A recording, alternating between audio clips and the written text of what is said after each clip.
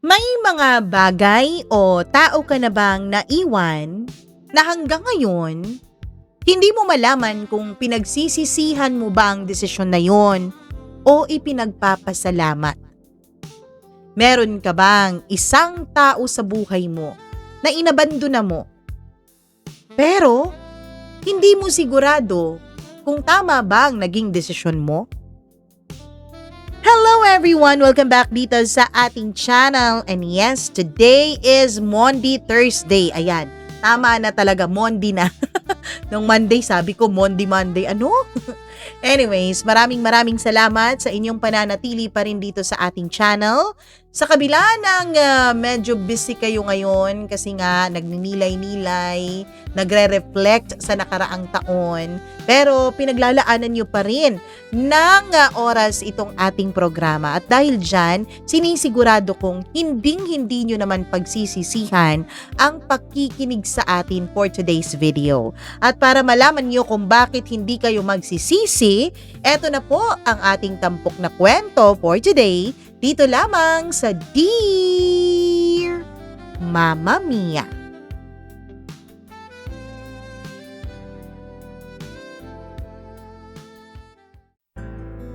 Kung nakikinig ka ngayon, gusto kitang tanungin. May naiwan ka na ba na hanggang ngayon, hindi ka pa rin pinapatawad ng sarili mo? Ako, meron. At 10 taon kong tinakasan yon. Hanggang sa isang araw, bumalik ako. Pero, huli na ang lahat. Dear Mama Mia, ako si Ana. At ito ang kwento ng isang liham na hindi na naipadala. Hindi ko gustong umuwi, hindi dahil wala akong babalikan, kundi dahil masyado akong maraming iniiwan. 10 taon. 10 taon akong nawala. At ngayon, nasa harap ako ng bahay na iniwan ko. Hawak ang susi na hindi ko na halos maalala kung paano gamitin. Pagpasok ko, sumalubong agad sa akin ang amoy. Amoy ng lumang kahoy, alikabok, at isang bagay na hindi ko maipaliwanag. Parang ala-ala. Ganito pa rin. Walang nagbago. Walang gumalaw. Para bang may hinihintay. Pero ako, ang hinihintay ko ay wala na. Dahan-dahan akong naglakad sa sala. Hinawakan ng mesa. Yung parehong mesa kung saan kami kumakain dati. Kung saan kami nag-aaway. Kung saan kami tumatahimik. Mama, tawag ko. Mahina, hindi sigurado. Walang sumagot sa akin. At dun ko unang naramdaman na totoo nga. Totoo ngang wala na siya. Mama Mia, alam mo yung pakiramdam na may mga salitang gusto mong bawiin pero wala ka ng pagkakataon para gawin yon? Yun ang sumalubong sa akin sa bawat sulok ng bahay na ito. Kung aalis ka, huwag ka nang babalik pa. Yun ang huling sinabi niya sa akin. At ako, hindi ako nag-alinlangan. Hindi ako nag-atubili. Naglakad ako palabas ng bahay at hindi na muling lumingon pa. Gabi noon, umuulan. Na tila ba nakikisali ang langit sa aking nararamdaman. Tahimik ang buong bahay. Pero sa loob ko, Napakaingay. Ang gulo-gulo. Parang may sumisigaw. Hindi na kami nag-uusap. Hindi na kami nagkakaintindihan kung may pagkakataon mang pag-usapan.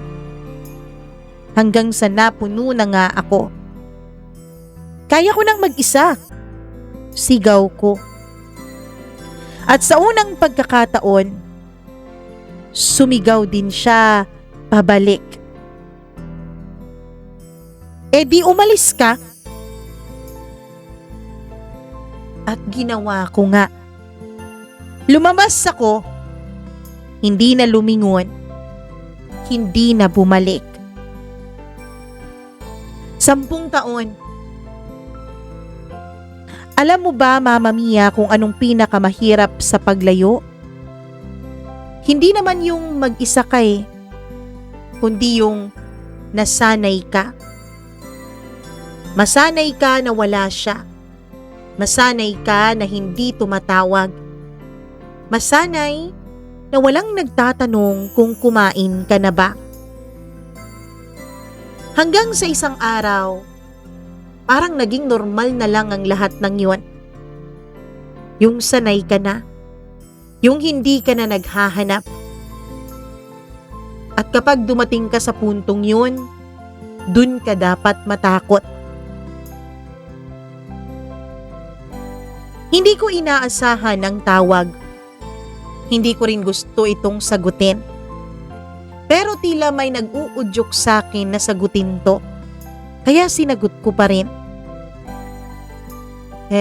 Hello? Mahina ang boses sa kabilang linya. Anak?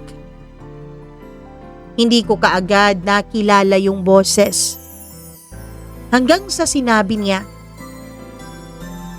"Wala na, si mama mo."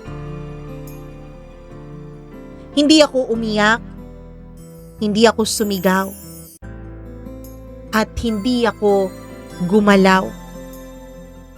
Kasi sa loob ko, isa lang ang tumatak Kahit gawin ko lahat ng bagay na yon, ang umiyak, sumigaw, gumalaw, wala na rin namang mangyayari.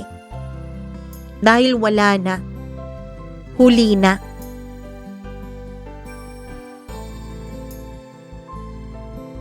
Konti lang ang taong pumunta sa libing. Walang masyadong nagsasalita. Parang lahat may alam. Parang lahat may pagkakaintindihan. At ako lang ang walang alam sa mga nangyayari. Lumapit ako sa kanyang kabaong. Hindi ko agad tiningnan to. Natatakot ako. Hindi dahil sa itsura niya, kundi dahil sa posibilidad na kahit anong sabihin ko ngayon, hindi na niya maririnig. Kahit anong sabihin ko, wala na siyang pakialam dahil hindi na magiging importante. Ngayon ka lang bumalik? Napalingon ako sa pinanggalingan ng boses na yon.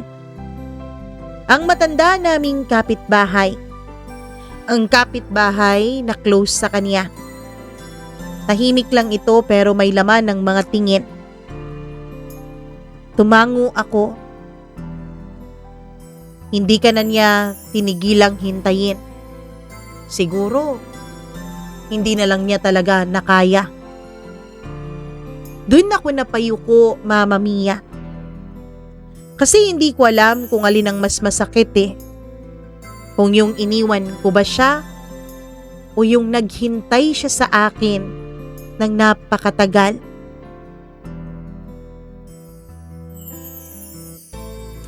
Pagdating ko sa bahay, binuksan ko ang dati kong kwarto. At doon ako tuluyang napahinto. Pareho pa rin. Yung kurtina, yung pwesto ng kama, yung pwesto ng mga libro ko. Hindi niya itinapon, hindi niya ginalaw. Para bang sa itsura ng kwartong yun ay naghihintay pa rin ito sa pagbalik ko. Para bang umaasa pa rin siya. Na kahit siya mismo ang nagsabi sa akin na kapag umalis ako ay wag na akong babalik. Para bang sa loob niya, umaasa siyang hindi ko tuparin ang pangakong yun. At doon ako unang napaluha. Hindi sa kanyang burol, hindi sa kanyang libing, kundi doon. Doon sa nakita ko at sa realization ko. Habang nakaupo ako sa sahig, may napansin ako.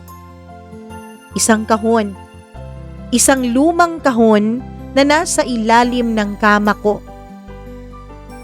Dahan-dahan ko itong hinila at nang buksan ko, napahinto ang paghinga ko. Mga sulat ang laman nun. Maraming sulat. At lahat ng sulat na yun, Mama Mia, ay nakapangalan sa akin.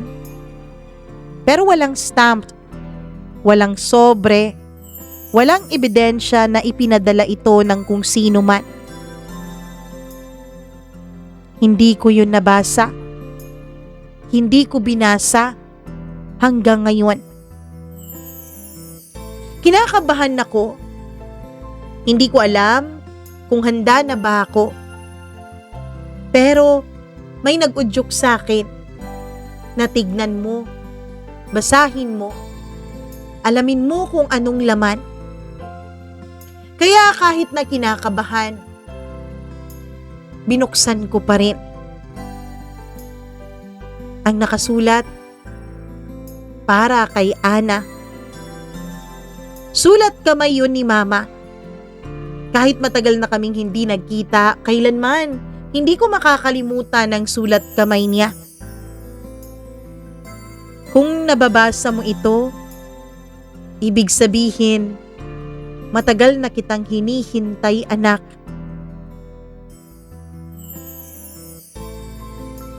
Mama Mia, dun rumaragasa sa isipan ko ang mga alaala. Dun ko naintindihan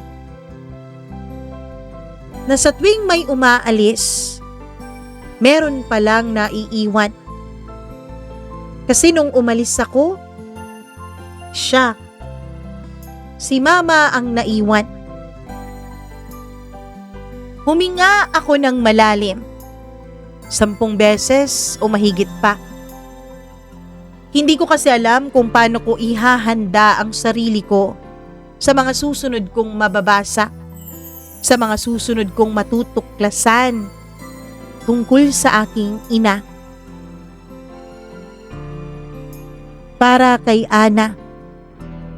Hindi ko alam kung saan ko ipapadala itong liham. Hindi ko rin alam kung babasahin mo pa ito sakali mang makarating ito sa'yo. Pero susulat pa rin ako. Kasi eto lang ang paraan para makausap kita. Huminto ako, Mama Mia. Doon pa lang sa unang bahagi na yon, halos tumulo na ang luha ko. Ayokong umiyak. Ayoko nang magsayang pa ng luha. Kaya lang may mga emosyon at damdamin na hindi kayang pigilan. Hindi ko alam kung itutuloy ko pa ang pagbabasa. Pero may bahagi pa rin sa akin na gustong marinig at malaman ng lahat kahit na masakit. Kaya itinuloy ko ang pagbabasa. Pinunasan ko ang nagbabadyang luha sa aking mga mata.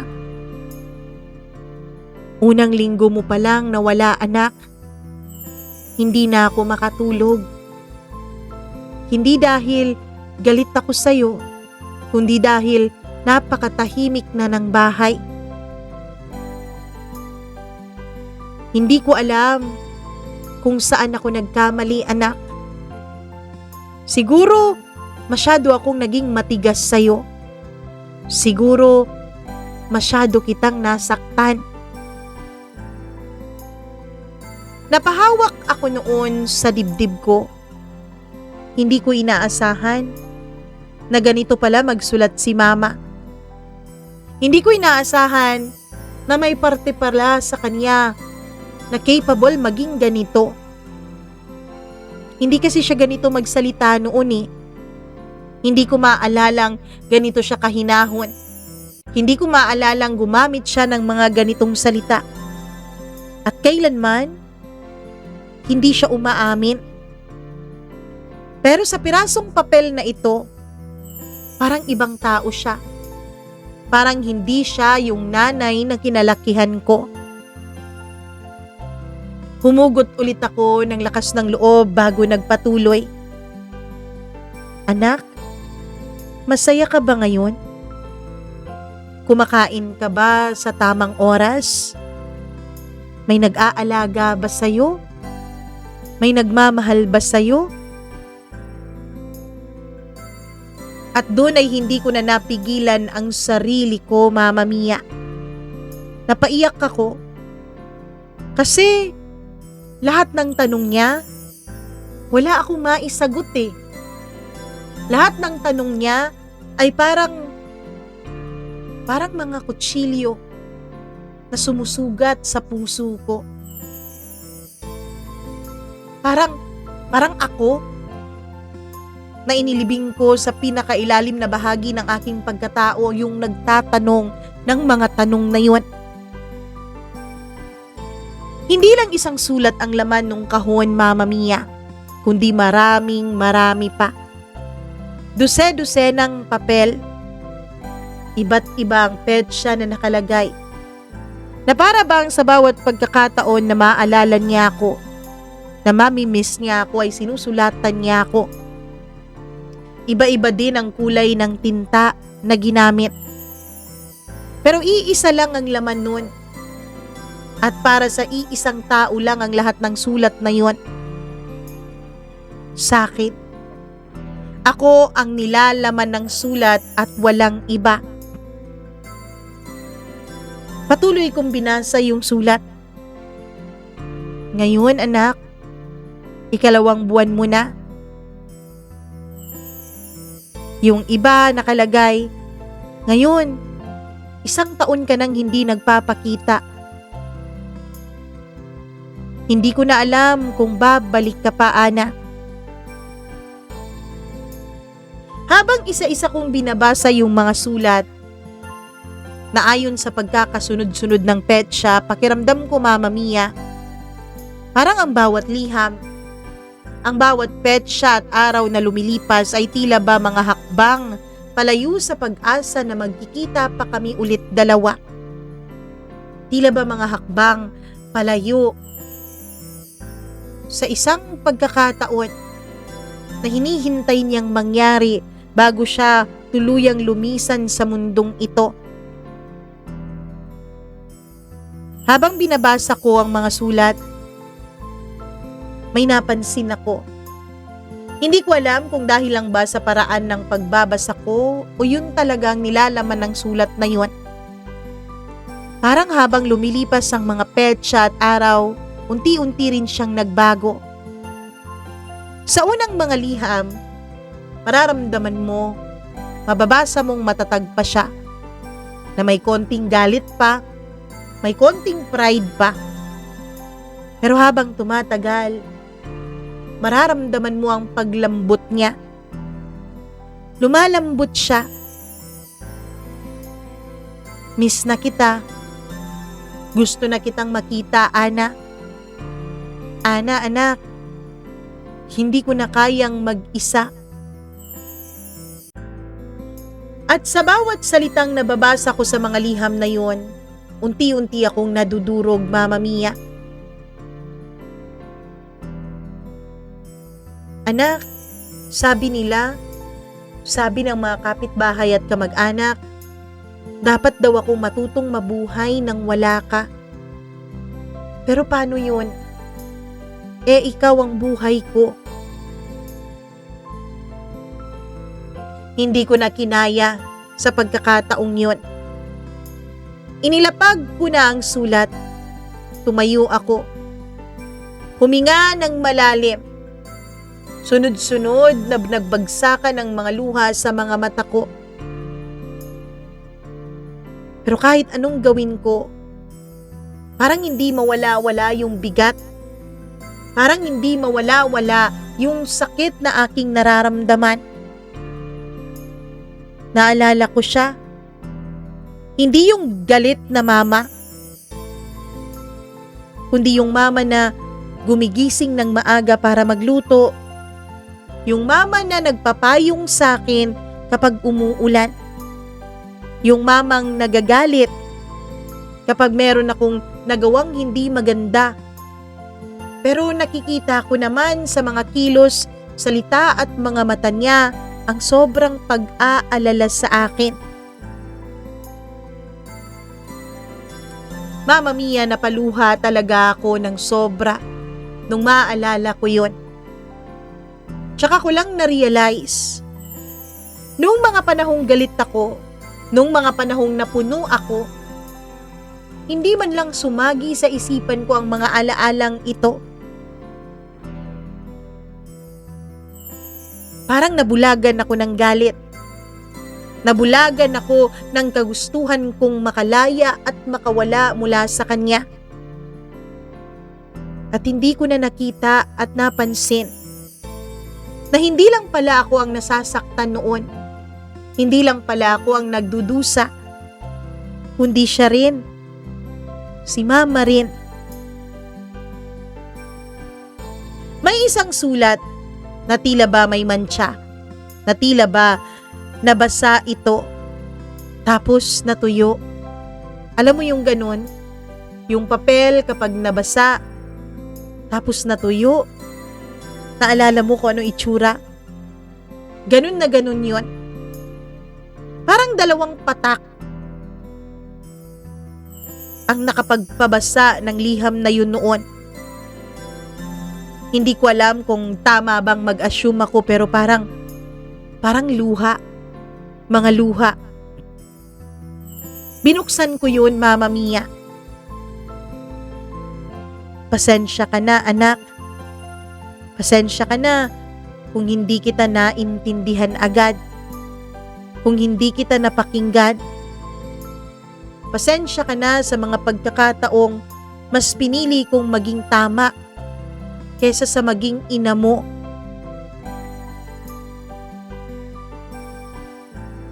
Mama Mia, tuluyan nang nagbagsakan ang mga malalaking butil ng luha sa aking mga mata. Hindi ko na kayang pigilan ang lahat. Hindi ko na kayang itago. Wala na akong pakialam kung may makakita sa akin. Wala na akong pakialam kung may makarinig man sa hagulgol ko. Habang lumalabo ang mga letra sa sulat na yon, ay patuloy pa rin ako sa pagbabasa. Lumalabo hindi dahil sa nawawala na ito, kundi dahil sa mga luha sa aking mga mata. Kung sakaling bumalik ka man, anak, hindi na kita pipigilan. Hindi na kita sasaktan. Hahayaan na kitang gawin ang mga bagay na gusto mong gawin. Bumalik ka na, anak. Ang gusto ko lang naman ay makasama ka ulit. Mama Mia, napakasakit isipin na habang yung aking ina nagsusulat ng mga ganito dito sa aming lumang bahay, ako naman ay nanatili sa malayo. Nanatiling itayo ang isang buhay na akala ko makapagpapasaya sa akin. Hindi ako bumalik. Hindi ako tumawag.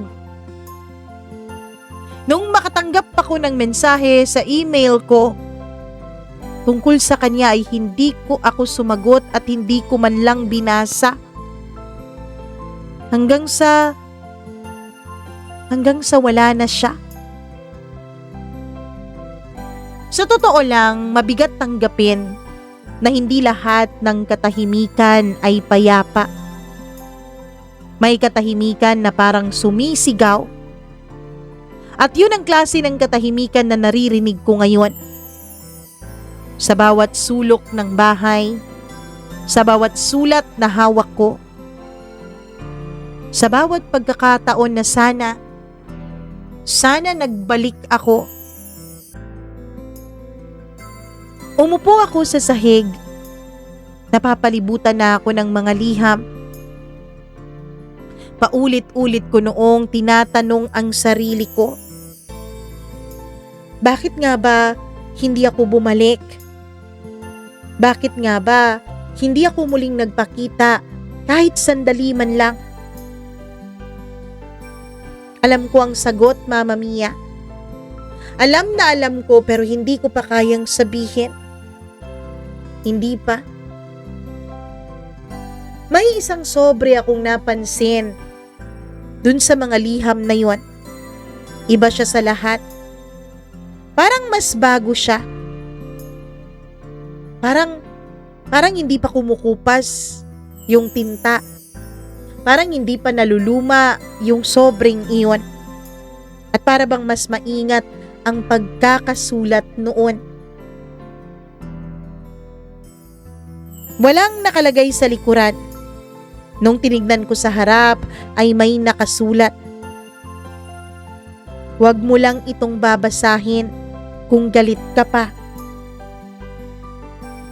Napahinto ako, Mama Mia. Kinapa ko ang damdamin ko. Galit pa ba ako? Ano na ba ang nararamdaman ko ngayon? Kasi alam ko, eto na yun eh. Eto na yung liham na magpapaliwanag ng lahat. Kung bakit ako umalis, kung bakit kami naghiwalay, at kung bakit sa loob ng 10 taon, hindi man lang ako lumingon pabalik. Pero hindi ko kayang buksan ang liham na yun. Hindi ko kayang tignan. Alam kong nasa harap ko na ang dapat sana ay sagot. Alam kong eto na yun. Pero ewan ko ba, Mama Mia, parang hindi ko pa kayang harapin ng katotohanan. Tinignan ko ulit yung sobre na ngayon ay nakalapag na sa maliit na mesa sa loob ng kwarto ko. Hindi ko pa ito binubuksan. Pero kahit ganun, parang nakikita at nababasa ko na yung laman. Parang alam ko na kung anong laman nun. At yun ang dahilan kung bakit ako natatakot. Kasi minsan, hindi ka lang natatakot sa mga bagay na hindi mo alam. Minsan, takot ka rin sa mga bagay na alam mo na. Dahan-dahan kong binuksan yung sobre. Nilakasan ko talaga ang loob ko para magawa iyon. Parang bawat galaw, may katumbas na sakit. At nang mahawakan ko ang papel ay nanginginig ang kamay ko. Sa pinakaibabaw na bahagi nito ay may nakalagay, "Para sa'yo, Ana, aking anak." Ibang sulat to. Alam kong sulat kamay pa rin ito ng nanay ko, pero mas maayos ang pagkakasulat nito. Mas maingat. Para bang pinag-isipan bawat salitang kanyang inilapat doon. At dun pa lang alam ko na, eto na yun. Eto na ang magpapaliwanag sa akin ng lahat. Huminga ulit ako ng malalim. Parang mas malalim sa lahat ng mga malalalim na hiningang ginawa ko sa buong buhay ko. Matagal ko nang gustong sabihin ito sa'yo. Pero hindi ko lang alam kung papaano sisimulan, anak. Natatakot ako na baka kapag sinabi ko, baka lalo ka lang mawala sa akin. Napahigpit ang hawak ko, Mama Mia. Gusto ko nang tapusin agad yung sulat na yon, pero gusto ko ring maintindihan ang bawat salita. Ramdam ko, Ramdam ko na hindi lamang ito isang simpleng liham. Hindi lamang ito simpleng liham ng pamamaalam, kundi liham ito ng pag-amin ng lahat, ng pagtatapos ng isang kabanata. Hindi ako naging mabuting ina sa'yo, anak. Alam ko yun. Hindi dahil sa hindi kita mahal, kundi dahil may mga bagay akong itinago. Mga bagay na pilit kong tinakasan, pero pilit din akong sinusundan. Huminto ang paghinga ko, Mama Mia. Itinago? Anong mga bagay yun? Anong mga bagay ang itinago sa akin ng aking ina? Binalik ko ang mga mata ko sa sulat. May isang tao, Ana. Isang tao na hindi ko kailanman ipinapakilala sa'yo. Parang may kumirot sa dibdib ko. Hindi dahil ayoko. Hindi dahil ayoko siyang ipakilala sa'yo, kundi dahil natatakot ako, Ana. At ang taong yun, siya ang tunay mong ama. Mama Mia, parang nawalan ng tunog ang buong mundo ko. Hindi ako makagalaw. Hindi ako makahinga. Hindi ko alam kung anong mararamdaman ko.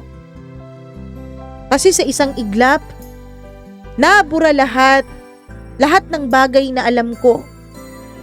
Lahat ng bagay tungkol sa pagkatao ko parang naging isang malaking kasinungalingan. Parang all this time, mali pala ang pagkakaalam ko tungkol sa aking pagkatao. Biglang bumalik sa akin ang lahat. Yung mga away namin ni Mama.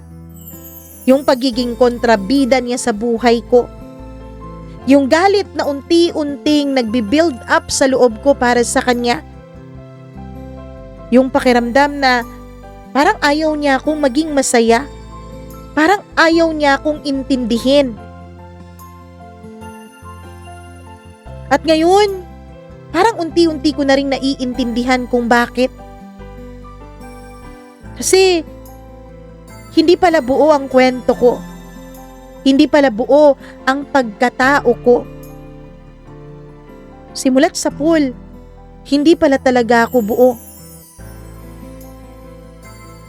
Pinunasan ko ang mga luhang pumatak mula sa mga mata ko. At patuloy ko yung binasa. Yung liham na nagpabago ng lahat ng pagkakakilala ko sa aking sarili. Hindi ko sinabi sa iyo, Ana, kasi natakot akong mawala ka. Natakot akong magalit ka. Natakot ako na baka kapag nalaman mo, pipiliin mo siya at pipiliin mong umalis sa piling ko. Mama Mia, napabuntong hininga ulit ako at napaiyak. Kasi kahit yun ang kinatatakutan niya, kaya niya hindi niya sinabi sa akin ang katotohanan. Sa kabila ng pagtatago niya, sa kabila ng paglilihim niya, yun pa rin yung nangyari. Umalis pa rin ako. Iniwanan ko pa rin siya ng tuluyan. Anak, yung lalaking kinagisnan mong ama, yung lalaking tinatawag mong papa, hindi kanya tunay na kadugo. Hindi kanya tunay na laman. Pero minahal kanya na parang galing ka talaga sa kanya. Hanggang sa huli, itinuring kanyang parang kanyang anak kahit alam niya ang katotohanan. Napaupo ako, Mama Mia. Naalala ko ang papa ko. Ang papa kong mahal na mahal ako. Ang papa kong naging kakampi ko sa lahat ng bagay. Ang papa kong siyang nagbibigay sa akin noon ng mga kapritsyong pinagbabawal sa akin ni Mama. Ang papa kong Nung mawala, pakiramdam ko wala na rin akong kakampi sa buhay. Siya lagi ang umaakyat sa entablado kapag meron akong honor sa school. Siya lagi ang nauunang ngumiti, kumaway, kapag may performance ako. Kapag sumasali ako sa mga beauty pageant sa aming lugar. Siya ang kinilala ko. Siya ang tanging pamilya na sinabi ko sa sarili kong tunay at buong nagmahal sa akin ng walang kahit na anong kondisyon. At nung mawala nga siya, nung mamatay nga siya, doon nagsimulang mabasag ng tuluyan ang pagsasama namin bilang mag-ina ni Mama. Kasi pakiramdam ko wala nang kakampi sa akin. Pakiramdam ko wala nang tao na masasandalan ko kahit anumang sandali.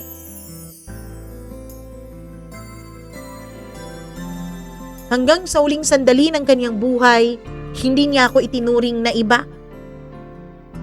Minahal niya ako na parang sa kanya. Hindi ako kailanman nagtanong, hindi ako kailanman kumwestiyon sa kanyang pagmamahal sa akin. Akala ko nga noon si Mama ang hindi ko tunay na kadugo eh. Never kong naisip na si Papa pala ay hindi ko ama. Yung tunay mong ama, umalis siya Ana bago ka pa naman ipinanganak. Hindi niya alam na ikaw ay nabuo. Hindi ko na siya hinanap kasi tinalikuran niya ako. Sa totoo lang, hindi ko alam kung anong mas masakit, Mama Mia. Yung hindi alam ng tunay kong ama na nabuo ako, o yung hindi hinanap ni Mama yung tunay kong ama para ipaalam ang tungkol sa akin. Alam ko, anak. Alam ko na karapatan mong malaman ang totoo tungkol sa pagkatao mo. Alam kong karapatan mo rin na makilala ang tunay mong ama. Kaya kung galit ka sa akin ngayon, habang nalalaman mo ang katotohanan, tatanggapin ko. Kung hindi ka nababalik, maiintindihan ko. Pero sana anak, sana wag mo namang isipin na hindi kita minahal, gaya ng iniisip mo. Sana wag mo namang isipin na kaya kita pinagmamatigasan ay dahil ayokong maging masaya ka. Ayoko lang magawa mo ang parehong pagkakamaling nagawa ko noon. Mama Mia, halos hindi ko nakayanin ang aking mga nabasa pa. Hindi na ako halos makahinga at bumagsak na ako sa sahig. Hawak-hawak ko pa rin yung liham. Umiiyak ako. Parang hindi ako makahinga sa sobrang pag-iyak. Hindi dahil galit ako, Mama Mia, kundi dahil naiintindihan ko na yung pagiging stricto ni Mama. Yung pagiging galit niya lagi kapag merong nanliligaw sa akin. Kapag meron akong nagiging boyfriend nang hindi man lang pumupunta sa bahay. Naiintindihan ko na. Takot siya. Takot siya na baka matulad ako sa kanya. Takot siya na baka magkamali ako. Ayaw niyang pagdaanan ko ang pinagdaanan niyang hirap. Pero kung kailan ko naman naiintindihan na ang lahat, tsaka naman nagiging huli na. Kasi wala nang pagkakataon para makausap ko siya. Wala nang pagkakataon para makahingi ako ng tawad sa lahat ng mga nasabi at nagawa ko sa kanya. Bakit hindi mo sinabi sa akin, Mama? Sabi ko sa pagitan ng aking paghikbi at paghinga. Mahina lamang yun, pero wala akong makuhang sagot. Alam kong wala nang sasagot sa akin kasi wala na siya eh. Habang nakalubog ako sa sahig, nakita ko yung salamin, yung malaking salamin sa gilid ng aparador ko. Napatingin ako doon. Nakita ko ang sarili ko, Mama Mia. Sino nga ba talaga ako? Ano nga ba ang totoong kwento ng aking pagkatao? Ako ba yung anak na nang-abandona ng ina? O ako ba yung anak na pinagsinungalingan ng isang ina? O anak na hindi kinalala ng kanyang ama? Isa lang ang alam ko. Sa ngayon, parang kalahati ng pagkatao ko ay nawawala at hindi ko alam kung paano ko hahanapin. Hindi ko kayang tanggapin agad ang lahat, pero alam ko, eto na ang totoo. At wala na akong magagawa para baguhin pa ito. Kasi ganito na talaga to eh. Wala nang mangyayari pa. Umiyak ako ng umiyak. Hindi ko na alam kung gaano ako katagal na umiyak bago ako nakatulog. Nagising ako kinabukasan, maagang maaga pa. Hindi dahil naging mahimbing ang tulog ko, kundi dahil nung magising ako sa isang bangungot, sa isang panaginip na nandun ang mama ko, sa isang panaginip kung saan kami nag-aaway, sa isang panaginip na nangyari sa totoong buhay 10 taon nang nakakaraan. Yung araw ng pag-alis ko, yung araw ng pagsisigawan naming dalawa. Nagising ako. Naramdaman ko at narinig ko pa ang sarili kong tinatawag si mama. At nung magising ako mula sa panaginip na yon, hindi na ako nakatulog pa ulit. Nasa tabi ko pa rin ang mga liham. Parang nakabantay ang mga ito sa akin. Alam mo bang nakatulog ako sa sahig, Mama Mia? At dun din ako nagising. Parang walang pakialam ang katawan ko sa mga alikabok sa paligid. Yung mga sulat, parang paalala. Paalala na kahit ilang beses pa akong managinip, hindi na ako pwedeng mubalik pa sa dati para baguhin ang mga nangyari na, para baguhin ang mga desisyong nagawa kong mali. At sa unang pagkakataon simula nung bumalik ako dito, hindi ko iniwasan yung bahay. Hindi ko iniwasan yung mga alaala, yung mga pagkakamali. Sa halip ay hinarap ko ang mga ito. Dahan-dahan kong inayos ang kwarto ko. Hindi dahil gusto kong maglinis, kundi dahil gusto kong maintindihan kung ano ba talaga yung iniwan ko 10 taon nang nakakaraan. Habang naglilinis ako, ay may nakita ako ulit na lumang kahon. Mga letrato. Mga lumang letrato namin. Ako, si Papa, si Mama. Si Papa, yung nakagisnan kong ama. Nakangiti kami, masaya.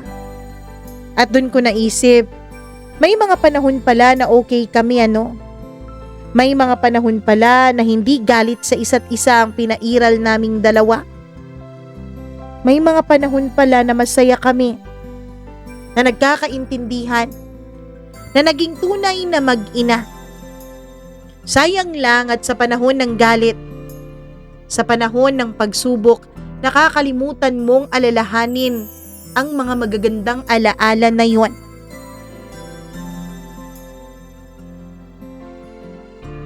Mama Mia, umupo ako sa kama, hawak ang isang larawan.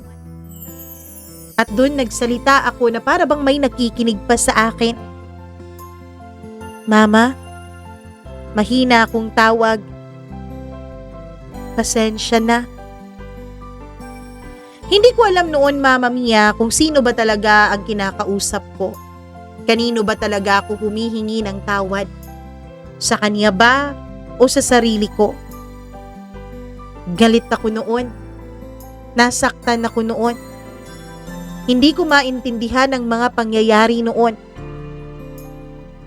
Napahinto ako. Kasi ngayon, naiintindihan ko na. At yun ang mas masakit, Mama Mia. Ang isang katotohanan Na tsaka lang natin naiintindihan ang mga bagay-bagay kapag nakagawa na tayo ng mga kasalanan at pagkakamali na kailanman ay hindi na natin maisa sa ayos pa. Hindi mawawala agad ang sakit, hindi rin mawawala agad ang mga tanong. Pero may isang bagay akong pwedeng gawin, yung bumitaw. Hindi sa mga magagandang alaala namin bilang pamilya, kundi sa galit. Lumabas ako ng bahay. Matagal na rin mula nung huli kong gawin ito nang hindi tumatakbo, nang walang tinatakasan. Tiningnan ko ang paligid. May mga nagbago, oo. Pero yung pakiramdam, yung vibes ng lugar, pareho pa rin. Parang ako lang yung nag-iba. Pumunta ako sa puntod ni Mama. May mga sariwang bulaklak. Hindi ako ang naglagay nun. Kasi hindi pa naman ako nakabisita mula nung inilibing siya. At dun ko naisip, may ibang nag-aalaga sa puntod niya. Hindi siya nag-iisa. Hiniling ko ng palihim sa sarili ko na sana kahit noong nawala ako, kahit noong mga panahon na hindi ko siya dinalaw, sana kasama niya ang taong ito. Sana hindi siya nag-iisa noon.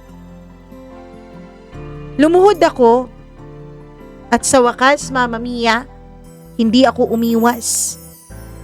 Hindi tulad nung kanyang libing at nung kanyang burol. Ni halos hindi ko matignan ang pangalan niya sa kabaong. Ngayon, hinarap ko na. Kahit hindi ko na nakikita ang kanyang mukha, hinarap ko ang puntod niya. Mama, hindi ko kayang baguhin ang nakaraan. Hindi ko kayang ibalik ang oras. Pero kaya kong aminin na mali ako.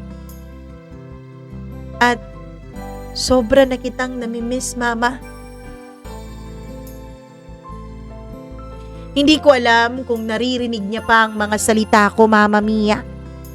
Hindi ko rin alam kung sapat na ang mga salitang iyon. Pero sa loob ko, pakiramdam ko may nagbago mula nung sabihin ko ang mga salitang iyon sa harap ng kanyang puntod. Hindi naman bigla ang pagbabago. Yung parang may unti-unting nabuo sa puso ko. Isang bagay na hindi ko akalain na mararamdaman ko sa hinaba-haba ng panahon.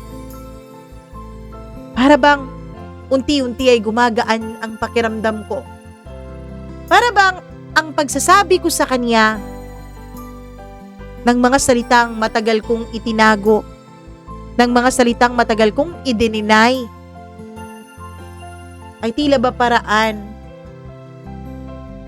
para matanggal kahit papano ang bigat sa dibdib ko. Mga 2 oras din akong nanatili dun sa puntod ni Mama. 2 oras ko siyang kinakausap kahit wala na akong matanggap na sagot mula sa kanya. Bumalik ako sa bahay. Kinuha ko ang lahat ng liham at dinala ko sa labas.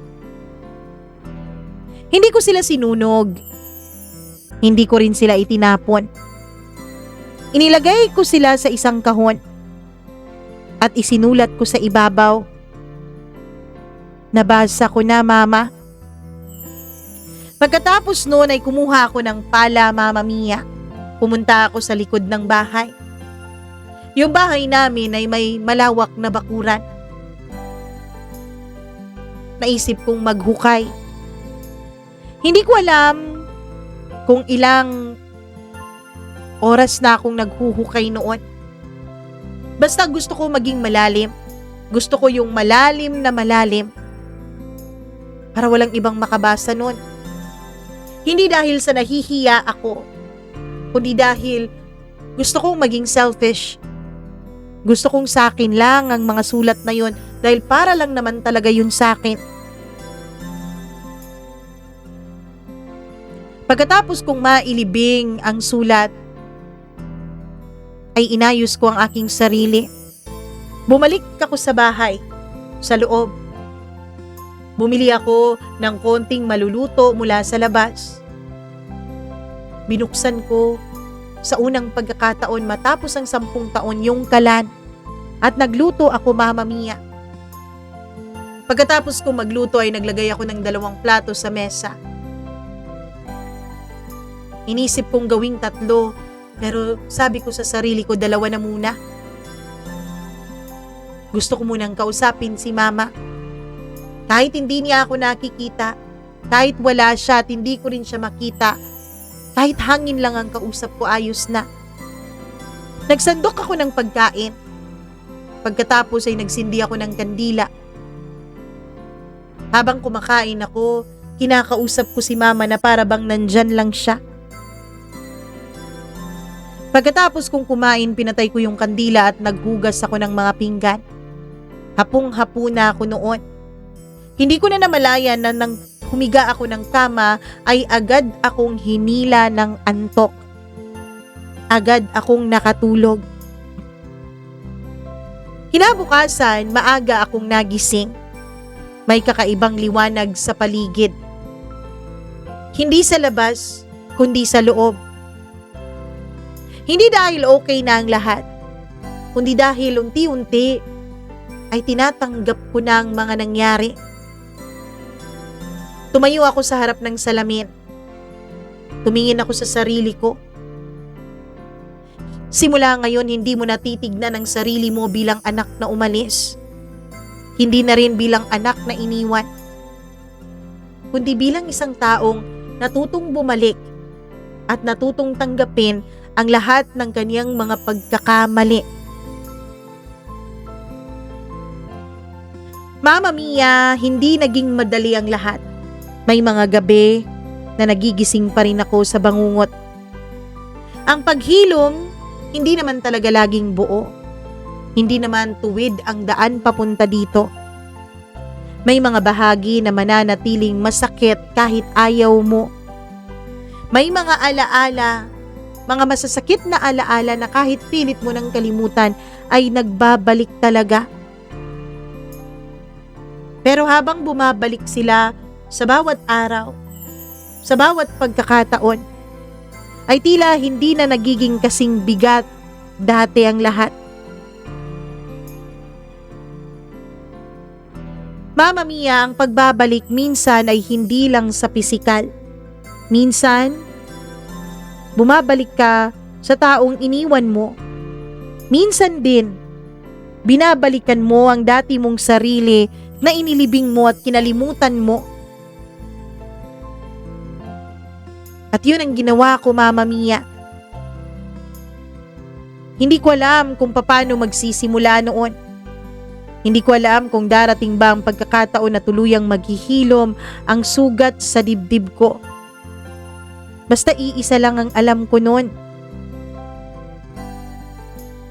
Kailangan manatili akong buhay. Kailangan matutunan kong maging masaya dahil alam kong yun ang gusto niya. Hindi kontrabida si Mama sa buhay ko. Gusto niyang maging masaya ako. Kaya lang, hindi kami pareho ng paraan. Pagkalipas ng ilang gabi, habang gumigising ako sa umaga, nandun pa rin naman ang bigat. Pero hindi na kasing sakit. Pero hindi rin nawawala. Ganun pala ang paghilom, Mama Mia, no? Hindi pala pwedeng bigyan ng timeline, pwedeng bigyan ng deadline. Kasi kanya-kanya tayo ng oras. Kanya-kanya tayo ng bilis ng paghilom. Hindi siya nangyayari ng isang gabi lang. Hindi ng isang buwan, ng isang linggo, ng isang taon. Dati ang bawat sulok ng luma naming bahay ay iniiwasan ko. Ngayon nilalapitan ko na.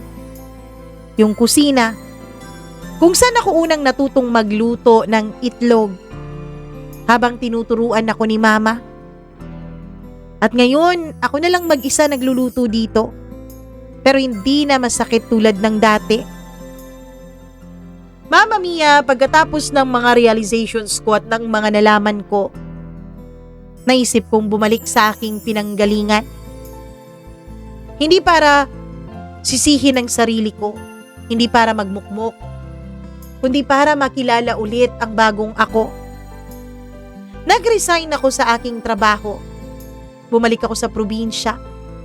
Meron naman akong kakilala na isang virtual assistant at dahil sa experience ko bilang admin sa trabaho, naisipan niyang itrain ako, Mama Mia, at bigyan ng mga iilan niyang kliyente na noon ay dumadami na. Laking pasasalamat ko talaga sa kanya. Siya ang best friend ko. Siya ang napagsasabihan ko sa lahat ng bagay at naiintindihan niya ang mga pinagdaanan ko. Kaya binigyan niya ako ng suporta. Suporta sa aking paghilom. At yun ay ang pagbibigay sa akin ng trabaho.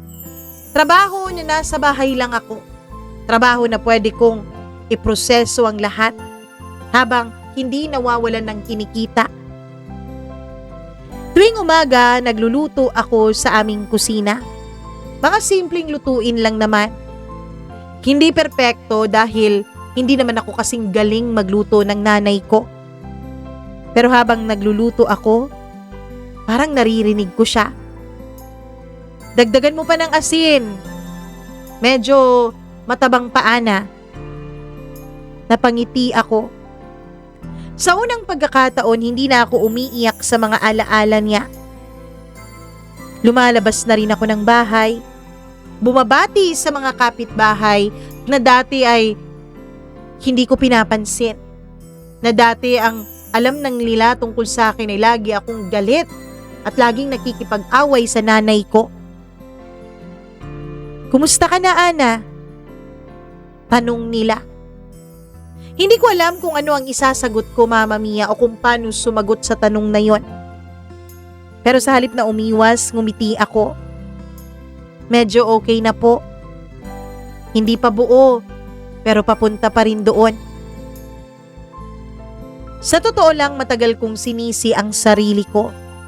Sinisi ko ang sarili ko sa aking pag-alis, sa aking pananahimik, sa hindi ko pagsagot ng email, sa hindi ko pag-contact, sa lahat.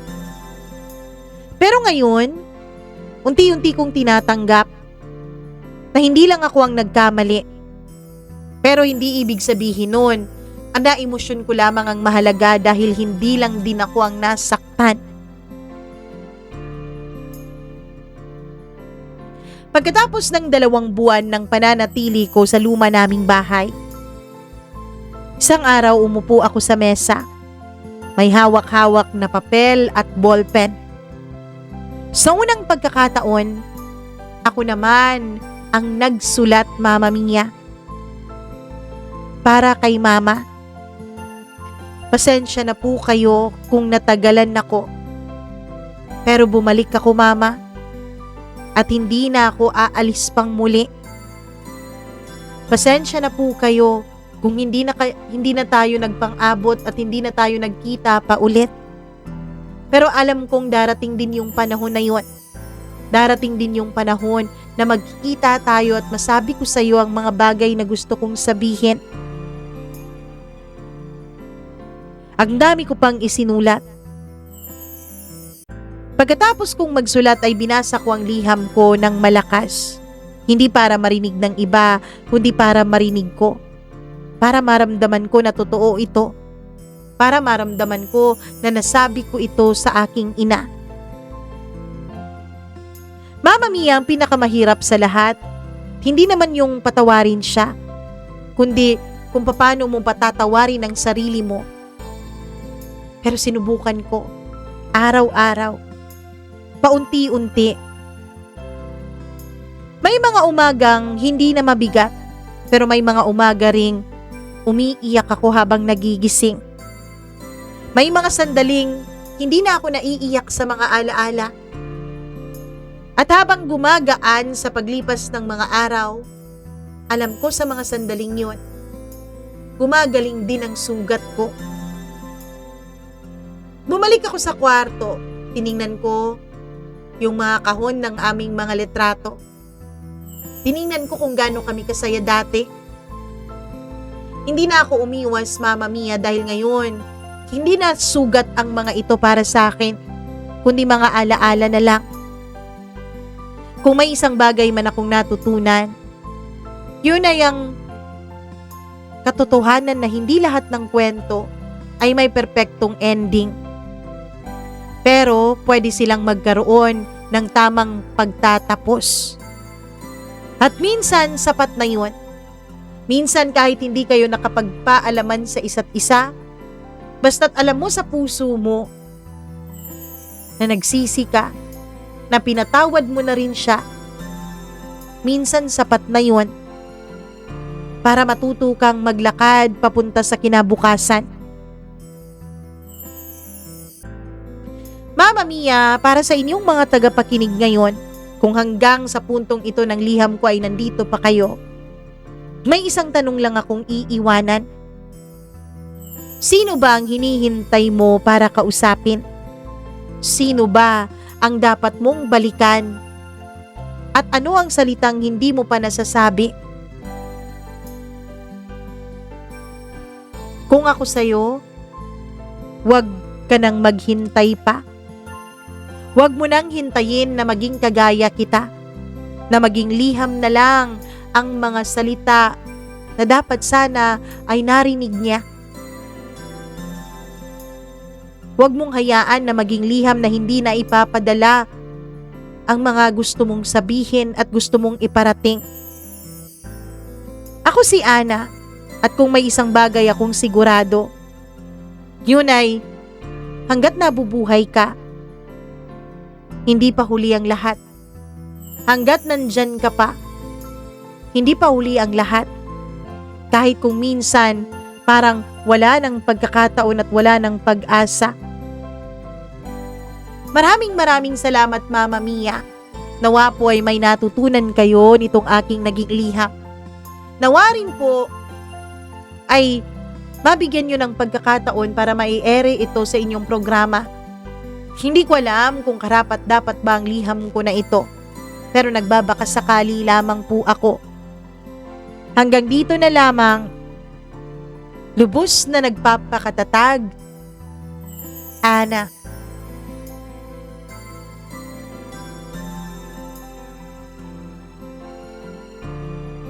Grabe, bagay na bagay for Holy Week ang kwentong ito. Actually, medyo matagal na itong naipadala. Hindi ko lang binasa.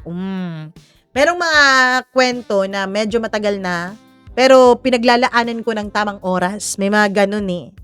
Anyways, thank you so much sa pagpapadala mo ng liham mo, Ana. Talagang nakaka-inspire. Talagang sakto yung timing for a Holy Week like this para sa pagninilay-nilay, para sa pagre-reflect ng ating mga ginawa, ating mga gagawin, parang ganun. Especially alam kong medyo marami-rami sa atin ang nananatili sa bahay ngayon dahil mahal yung gasolina, mahal ang gumala, mahal lahat. Kaya manatili tayo sa bahay at magluto ng bilo-bilo. O bilo-bilo sa inyo, sa amin po, ang sa amin is binignit. Di ko alam kung anong tawag ng binignit sa Tagalog. Ano ba yun? O, diba? Basta yun ang sa amin, binignit tsaka biko. Yun. Sa inyo, bilo-bilo ang alam ko. Ginataang bilo-bilo. Diba? Ganun yun. Di ko alam kung anong tawag sa inyo sa binignit. Mainit na halo-halo. Charot. Anyways, thank you so much, Ana. Naway tuloy-tuloy ang paghihilo mo. At sa mga nakikinig ngayon, kung may pareho kayong pinagdaanan kay Ana, naway mahanap nyo rin ang daan pabalik at mahanap nyo rin ang lakas ng loob para magpatawad at para rin patawarin ang inyong mga sarili. Ayun, maraming thank you. And please do not hesitate to like and share this video dahil alam nyo naman na medyo inspiring at nakakabagbag damdamin ng kwentong ito. Kaya i-share nyo na, go na. Anyways, bago tayo umalis, hello muna ako. Kahit Holy Week, wala tayong patawad. Tayo ay babati sa ating mga miyembro dito sa channel na ito. Ano ba ang ano? Ano ba ang Tagalog ng channel? Ano ba to si Mama Mia? Parang hindi Filipino, di alam. Ganun talaga eh. Hello ako sa ating mga members. Maraming salamat sa ating matagal ng member. Ayun, 9 months ago na. Grabe, mag-iisang taon na. Si Freaky, maraming salamat. Pati rin si Mila Raduban at si Gail Easy. Meron din tayong mag 8 months or 8 months na nating member na si Maureen Tugab. Ang 7 months na nating member na si Maria Elena Abe. Ang 5 months na ni sa Diane Martinez. 4 months na si Smack Dax Benson Boyser. Ang nag-rejoin sa atin 3 months ago, si Gimaras Girl. Parang, si Gimaras Girl parang matagal na siyang member tapos natigil ata. Tapos agad din naman siyang nagpa-remember. Pero I'm sure na sa 9 months or 8 months na rin siya. Si Colleen Bueno, nag-rejoin din 2 months ago. Pati si Rico Sidanco, 2 months ago na nating member. Si Rose Arevalo, 1 month ago. Si Miriam Gutierrez, 1 month ago. Si Jasmine Magbanwa, 28 days ago. At si Marlia Giana Shane, nag-rejoin 23 days ago. O diba, grabe. Habang nire-record ko itong kwento hindi po habang ini-ere ito. Kasi nagre-record ako ngayon, March 25. Oh, 'di ba? Kahit na ang ating ere nito ay April 2. Tama ba? Anyways, maraming salamat sa inyong pakikinig at sa inyo din na mga subscriber na hindi nagsasawang sumuporta, magmahal at syempre mag-skip ng ads. Maraming salamat sa hindi pag-skip ng ads. Hi ako kay Ruby Ramos. Si Gail Easy laging naka-comment pa rin sa atin. Si Lina Ladeza, si Fredeline de la Cruz, si Starboss Sim, maraming salamat sa pakikinig. Hello din ako kay Fredeline Balao, maraming thank you. Jennifer Tambis, Maria Luz, Joanne Sarmiento, Ronnie Dioso, maraming salamat. Hello din kay I'm Shy, kay Marvy Montecilio, kay Rica Cruz, maraming salamat. Ronald, hello din kay RD Edria, maraming thank you. Maricel Mina, hello rin kay Richel Hundangan, Nits Pabualan, Camille Lagsikan, Nancy Garcia. Hello din kay Ma'am Judith McGovern, Leonie Manay. Hi, Madam Leonie Manay. Medyo matagal nang hindi ko nababasa ang pangalan mo. Hello din kay Carl, kay Rose Santiago at Sagittarius, kay Hamda Calido. Maraming salamat at sa lahat ng nakikinig sa atin. Thank you so much. Kung meron po kayong gustong ikwento na mga naging karanasan ninyo sa buhay, bukas po ang ating programa. Mag-email lamang po kayo mamamiacdo0317@gmail.com. Thank you so much. Mwah, mwah, mwah. I love you. Ingat po kayo. Bye-bye!